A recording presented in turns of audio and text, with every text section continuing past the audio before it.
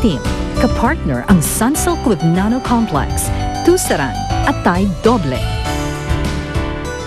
Maghihintay ako sa'yo kahit nasasaktan ng puso ko. Iniwan ka ng mga magulang mo dahil pangit ka.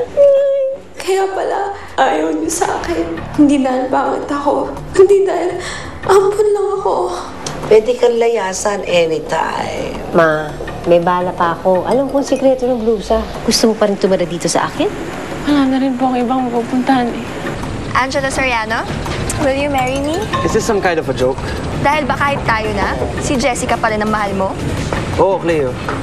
Si Jessica pa rin ang mahal ko. Marami kang hindi alam tungkol sa pagkatao ko. At siguradong pag nalaman mo, hindi mo gustuin na mahalin ako. Anong ginagawa mo dito? Kakatanggap ko lang ng sustento mo, ah. Bakit? Dadagdagan mo pa ba to? Kung gusto mo triplihin ko pa, ibalik mo na sa akin ang anak ko. Kailangan namin siya. Kailangan siya ni Rhea.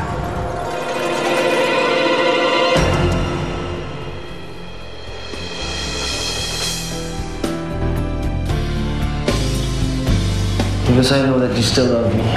Hindi totoo yan. Hindi totoo yun. Sabihin mo sa akin sa mukha ko. Sabihin mo sa akin na hindi mo ako mahal.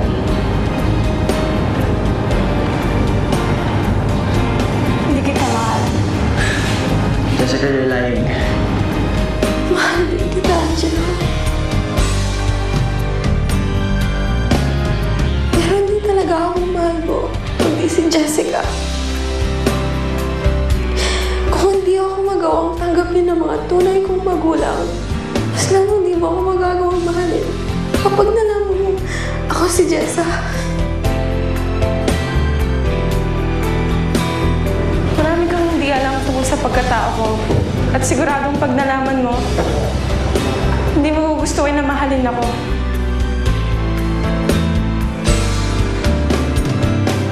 Bakit, Jessa? Bakit ayaw mong mahalin kita? Ano pa bang kailangan kong malaman sa'yo bukod sa mahal kita? O ano, go ka na ba na ibigay si Jessa kina Gerald? Hindi ko pa alam eh. Pinag-iisipan ko ng mabuti kung anong magandang diskarte. Alam mo naman, may kaso pa kay Jessa. Oo nga, ano? Nasaksak nga pala ni Jessa si Edward. Ano naman, ma? Hindi naman talaga sila magkapatid. Ano ba naman? Oo nga pala, hindi nga pala anak ni Gerald si Edward. Natataranta ako. Oo nga. Pag binigay ko sa kanila si Jessa at natanggap ni Rhea si Jessa, wala na akong hawak kay Jessa.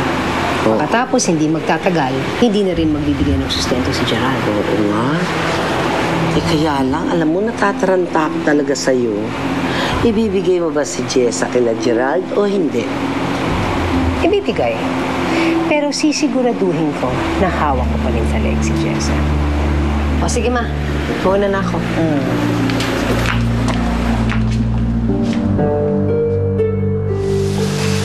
Layla, Oo, nasaan ang mom mo?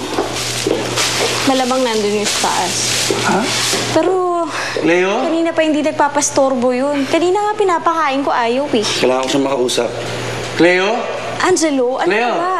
Alam mo naman ayaw magpastorbo niyan eh. Cleo? Angelo, mapapagalitan ako. Kailangan ko siya makausap. Angelo, parang hindi mo naman kilala yan. Ano ka Leo? ba? Cleo? Angelo. Cleo?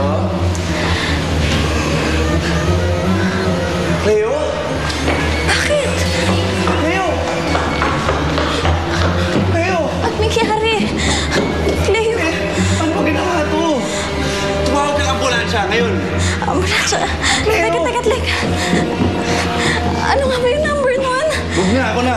Sumunod ka na, tawagan mo mami niya. Bakit ginawa ko, Leo? Don't die on me. Leo. Leo. Yap, sige. Tawagan mo mami niya. Sumunod na lang kayo.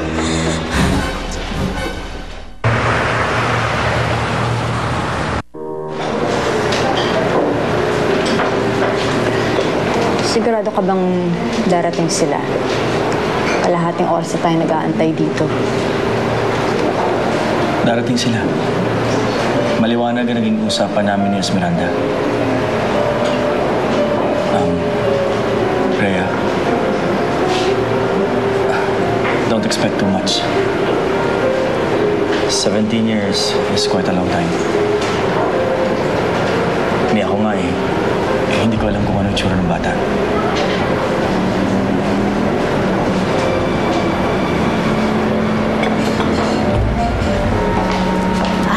Sorry ha, nalate ako. Traffic eh.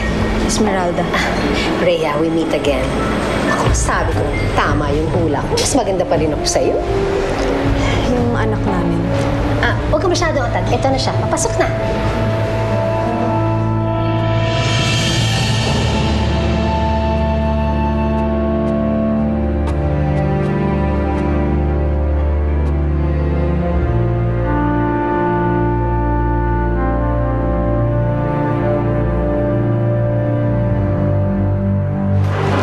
Jessica, sila ang mga magulang mo.